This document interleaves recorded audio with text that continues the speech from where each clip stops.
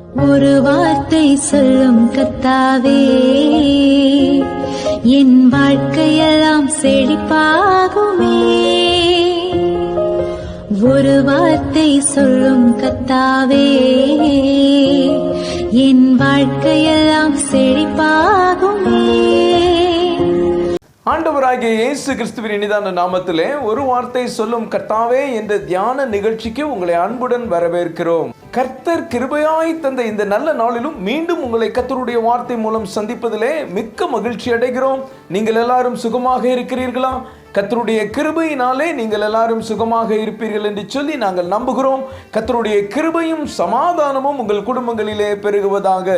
நேற்றைய தினத்திலே கேள்வி நேரத்தில் கலந்து கொண்டு பதில்களை அனுப்பி கொடுத்த அனைத்து கர்த்தருடைய பிள்ளைகளையும் இயேசு கிறிஸ்துவின் நாமத்திலே வாழ்த்துகிறோம். கர்த்தர் உங்களை ஆசீர்வதிப்பாராக. யாத்ராகமம் 9ஆம் அதிகாரம் 28ஆம் வசனம். இது போதும், இந்த மகா இடி முழக்கங்களும் கல்மலையும் ஒளியும்படிக்கு கர்த்தரை நோக்கி விண்ணப்பம் பண்ணுங்கள், நான் உங்களை போக விடுவேன், இனி உங்களுக்கு தடையில்லை என்றான். கிறிஸ்துவுக்குள் மிகவும் அன்பான தேவனுடைய பிள்ளைகளே, கர்த்தர் இந்த நாளிலும் நமக்கு தரும் ஆசீர்வாதமான வார்த்தை என்னவென்றால், இனி உங்களுக்கு தடையில்லை. இன்றைக்கு உங்களுடைய வாழ்க்கையிலே எதை செய்தாலும் எல்லாமே தடையாக இருக்கிறது என்று சொல்கிறீர்களா?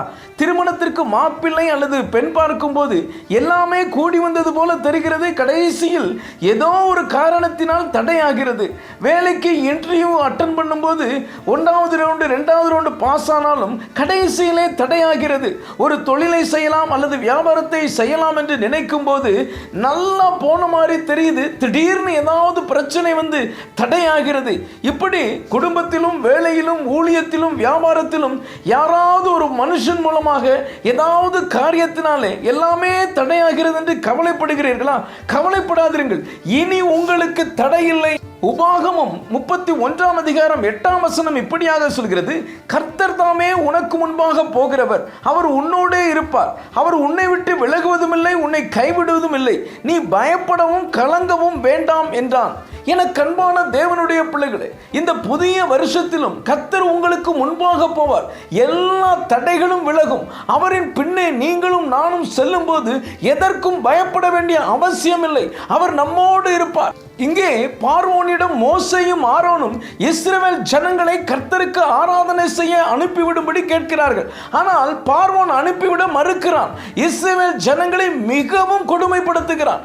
இந்த சூழ்நிலையில் கர்த்தர் தம்முடைய மகிமையை விளங்க பண்ணும்படிக்கு பார்வோனையும் அவனுடைய ஜனங்களையும் பற்பல விதமான வாதைகளினால் வாதிக்கிறார். இதில் ஆச்சரியம் என்னவென்றால், இஸ்ரவேல் ஜனங்கள் குடியிருந்த கோசேன் நாட்டில் அவர்களுக்கு எந்த ஒரு பாதிப்பும் ஏற்படவில்லை. ஒரு கட்டத்தில் பார்வோன், நான் உங்களை போக விடுவேன், இனி உங்களுக்கு தடையில்லை என்று அவர்களை அனுப்பிவிடுகிறான். எவன் கர்த்தருடைய ஜனங்களுக்கு தடையாக இருந்தானோ அவனே அவர்களை அனுப்பிவிடும்படி கர்த்தர் அற்புதம் செய்தார். என கண்பான தேவனுடைய பிள்ளைகளே, உங்களுடைய வாழ்க்கையிலும் உங்களை முன்னேற விடாமல் உங்களை யார் தடை செய்து தடை கற்களை போட்டுக் கொண்டிருக்கிறார்களோ அவர்களே உங்களை பார்த்து இனி தடையில்லை என்று சொல்லும் அளவிற்கு காரியங்கள் மாறுதலாய் முடியும். இனி எந்த ஒரு மனிதனோ பிசாசோ உங்களை தடை செய்ய முடியாது. உங்களுடைய தடைகளை எல்லாம் கர்த்தர் தகர்த்து போடுவார். இனி உங்களுடைய காரியங்கள் எல்லாம் வாய்க்கும். இந்த வார்த்தைகளை விசுவாசிக்கிறவர்கள் ஆமென் என்று சொல்லுங்கள். ஆகாய் 2ஆம் அதிகாரம் 19ஆம் வசனம் இப்படியாக சொல்கிறது, களஞ்சியத்திலே இன்னும் விதை தானியம் உண்டோ? திராட்சை செடியும் அத்திமரமும் மாதளம் செடியும் ஒலிவ மரமும் கனி கொடுக்கவில்லையே? நான் இன்று முதல் உங்களை ஆசீர்வதிப்பேன் என்று சொல்லுகிறார் என்றார்.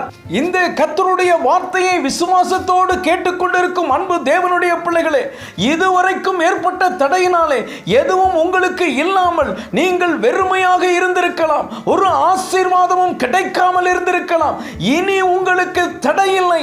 கர்த்தர் இன்று முதல் உங்களை ஆசீர்வதிக்கிறார். நீங்கள் எந்த காரியத்தை செய்ய விரும்புகிறீர்களோ அது தடையில்லாமல் நடக்கும்.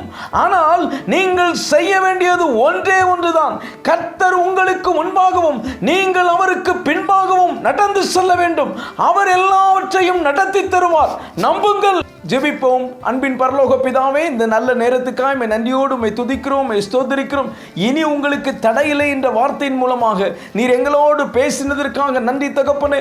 இந்த வார்த்தைகளை கேட்டுக்கொண்டிருக்கும் உடைய பிள்ளைகளுடைய வாழ்க்கையிலே காணப்படுகிற எல்லா தடைகளையும் நீர் உடைத்தருகிறதற்காக ஸ்தோத்திரம். உடைய பிள்ளைகள் முன்னேறி சென்று எல்லா காரியங்களிலும் ஜெயத்தையும் ஆசீர்வாதத்தையும் பெறுகிறதற்காக ஸ்தோத்திரம். இயேசுவின் மூலம் ஜெபிக்கிறோம் நல்ல பிதாவே, ஆமென், ஆமென். இன்றைய கேள்வி, பார்வோனுக்கு அடிமையாக இருந்த இஸ்ரவேல் ஜனங்கள் எந்த நாட்டில் குடியிருந்தனர்? ஏ கோசேன், பி கானான், சி எபிரோன், டி ஸ்னேயார். இந்த கர்த்தருடைய வார்த்தை உங்களுக்கு ஆசீர்வாதமாக இருந்திருக்குமேயானால் தயவு செய்து லைக் பண்ணுங்கள். உடைய நண்பர்களுக்கும் உறவினர்களுக்கும் வாட்ஸ்அப்பில் இருக்கிற அனைத்து குழுக்களுக்கும் அனுப்பி கொடுங்கள். தொடர்ந்து நம்முடைய ஆசியம் மிஷனரிமார்களுக்காக ஜெபித்துக் கொள்ளுங்கள். கர்த்தர் உங்களையும் உங்கள் குடும்பத்தின் பிள்ளைகளையும் அபரிவிதமாய் ஆசீர்வதிப்பாராக.